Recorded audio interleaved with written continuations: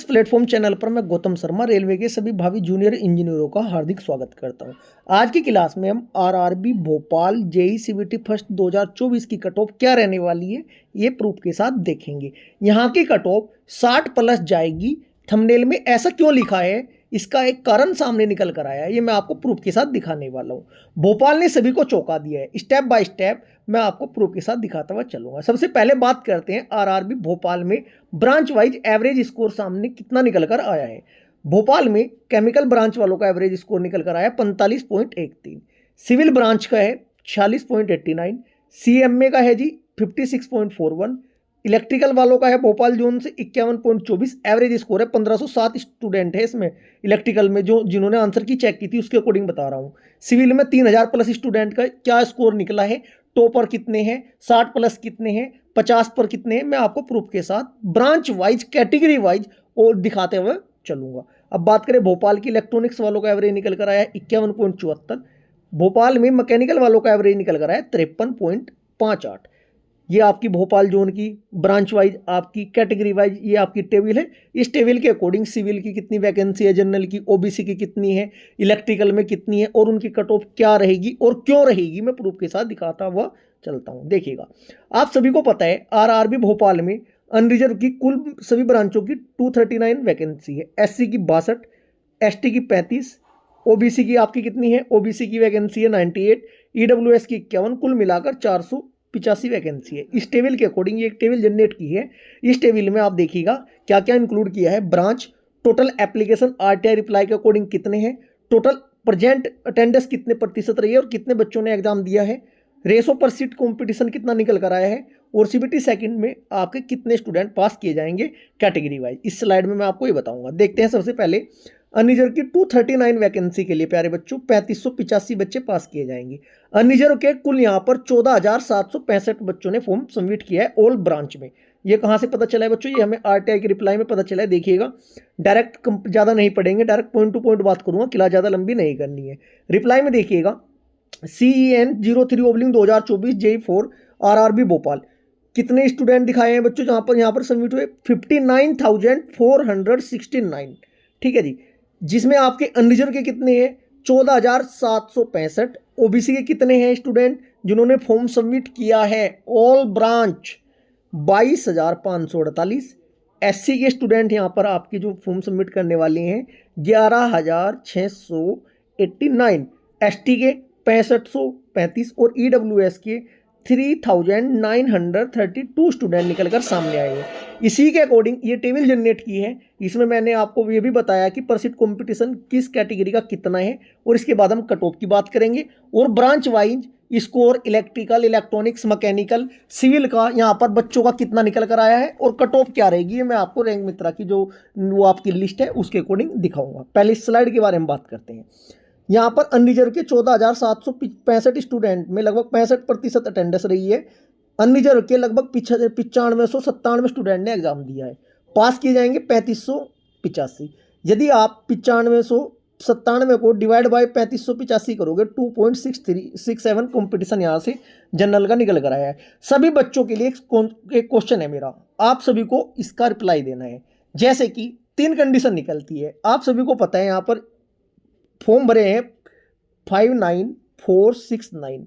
यदि मैं इसे डिवाइड कर दूं टोटल वैकेंसी से 485 से, कुछ चैनल वाले बताते हैं ना कंपटीशन यहाँ से निकलकर 122 कैंडिडेट पर सीट आया है, 125 आया है, वो आप ही बताओगे मुझे कौन सा कैलकुलेशन आपकी ठीक है। क्लियर है जी, ये आपको सभी को कमेंट करना है। मान लिया जितने फॉर्म भरे हैं और जितनी सीट है, यदि मैं इसे इससे डिवाइड करता हूँ, इससे डिवाइड करने के बाद 122.61 निकल कर आता है। बहुत से चैनल वाले डायरेक्ट बता रहे हैं आरआरबी भोपाल में 59,469 फॉर्म भरे गए हैं टोटल ऑल ब्रांच के। ठीक है जी, और 485 सीट है। इसे इससे डायरेक्ट डिवाइड करके 122 कंपटीशन दिखा रहे हैं, 122 स्टूडेंट पर सीट का। लेकिन मैं ऐसा नहीं कर रहा हूं, जो मैं कैलकुलेशन करके आपको दिखाता हूं ये मैं कैसे कर रहा हूं बच्चों। मान लिया 59,469 स्टूडेंट ने फॉर्म भरे हैं, उनमें से जितने आपके प्रेजेंट है जिन्होंने एग्जाम दिया है लगभग 65%। जब हम इसका 65% निकालते हैं ये निकल कर आता है 38,654। सही क्या है आपको बताना है। अब मैं यहाँ पर 485 से डिवाइड नहीं कर रहा हूँ, मैं 485 की गुना 15 में कर रहा हूँ। 485 गुना 15 में करने के बाद निकल कर आता है 7275। अब मैं डिवाइड कर रहा हूँ पर सीट कॉम्पिटिशन ऐसे निकाल रहा हूँ मैं बच्चों, 38,654 डिवाइड बाई 7275। ये क्यों? ये 15 गुना स्टूडेंट है, मुझे फाइनल सिलेक्शन से मतलब नहीं है अभी, मुझे सिर्फ और सिर्फ मतलब सीबीटी फर्स्ट क्लियर करके सीबीटी सेकंड में 15 गुना स्टूडेंट में शॉर्ट लिस्टेड होने से है। ये जब हम कट करते हैं टोटल को, ये 5.35 निकल कर सामने आया है।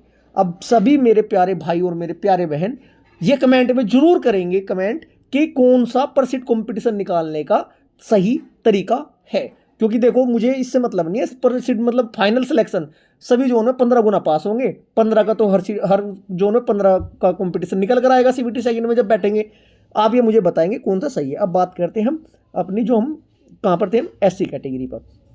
एससी की 62 वैकेंसी है, 11,689 बच्चों ने फॉर्म भरा है, लगभग 65%, 7595 स्टूडेंट ने एग्जाम दिया है। 62 का 15 गुना कितना होता है? 930 बच्चे पास किए जाएंगे। यदि इसे हम 7,597 को 930 से डिवाइड करेंगे, 8.16 आंसर यहाँ पर सीट कॉम्पिटिशन निकल कर आया है। 35 सीटें एसटी की है, 525 बच्चे पास किए जाएंगे 15 गुना। 65,6535 बच्चों ने फॉर्म भरा था, लगभग 65% इसका, 4247 बच्चों ने एग्जाम दिया, 8.08 का आया है। कुल मिलाकर हम बात करें, कुल 485 वैकेंसी के लिए आपका 59,469 एग्जाम यहाँ पर फॉर्म बच्चों ने सबमिट किया है, फॉर्म भरा है। 38,654 बच्चों ने पेपर दिया है, पास होंगे 7275। ठीक है, जब 38,654 को 7275 से आप डिवाइड करोगे पर सीट कॉम्पिटिशन 5.31 यहाँ से निकल कर आया है। यदि ऑल ओवर बात करें, अनरिजर्व का मात्र 2.67 है और ईडब्ल्यूएस का 3.33 है। अब ब्रांच वाइज हम देखते हैं, ब्रांच वाइज क्या सिनेरियो निकल कर हमारे सामने आया है। क्लियर है जी? सबसे पहले देखेंगे सिविल ब्रांच। आप सभी को पता है भोपाल में सिविल ब्रांच में जनरल की 107 सीटें हैं। 107 सीटें हैं, 107 की गुना जब आप 15 में करोगे, 15 एकम 15, 1501 में 15 7 105, 105 एक 1605, कुल बच्चे पास की जाएंगे 1605। आप सभी समझदार है, जोड़ घटा गुना भाग सभी से बहुत बेहतरीन तरीके से आती होगी। ठीक है जी, 1605 स्टूडेंट पास की जाएंगे। यदि मैं बात करूं 60 नंबर पर कुल 705 स्टूडेंट है, ये मात्र मेरे पास 3018 स्टूडेंट का डाटा है, कंप्लीट डाटा नहीं है, लगभग 10 से 12% डाटा है ये ऑल ओवर स्टूडेंट का। जब 60 पर ही 705 स्टूडेंट है, अनरिजर्व के 210 है, ओबीसी के 341 है, ईडब्ल्यूएस के 94 है, एससी के इनमें 32 है, एसटी के यहाँ पर कितने 28। पास होने 1605, 7 दूनी 14, लगभग 2.5 गुना बच्चे पास किए जाएंगे। तो इसका मतलब ये निकल कर सामने आया है प्यारे बच्चों, यहाँ पर आपका 60 पर काम चलने वाला नहीं है। देखो सच्चाई बता रहा हूँ मैं, 60 पर डाउट है।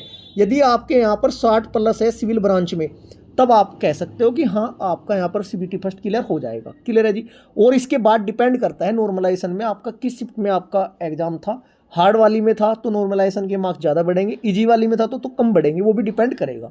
कुल मिलाकर अनरिजर्व में यदि आपकी सिविल ब्रांच में 60 प्लस नंबर बन रहे हैं, तब आपका बहुत आसान तरीके से यहाँ पर सीबीटी फर्स्ट क्लियर हो जाएगा। क्लियर है जी? अब बात करते हैं ओबीसी की।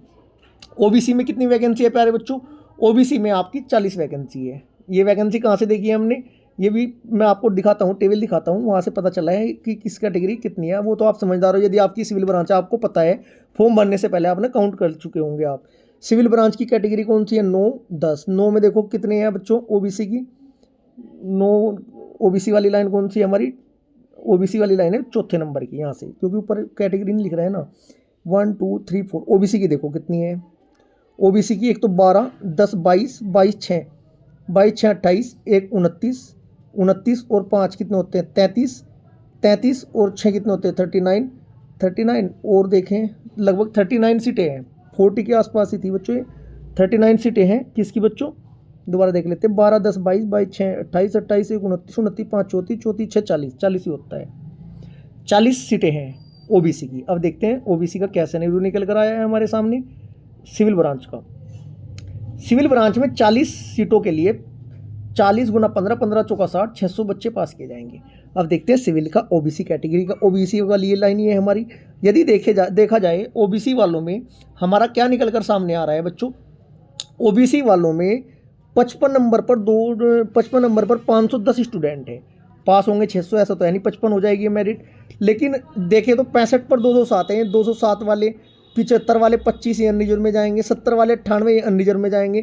कुल मिलाकर यदि आपके यहाँ पर लगभग 60 से नीचे और 55 से ऊपर लगभग कितने नंबर बच्चों, 57-58 नंबर बन रहे हैं ओबीसी में, तब आपका सिविल ब्रांच से यहाँ से सीबीटी फर्स्ट क्लियर हो जाएगा।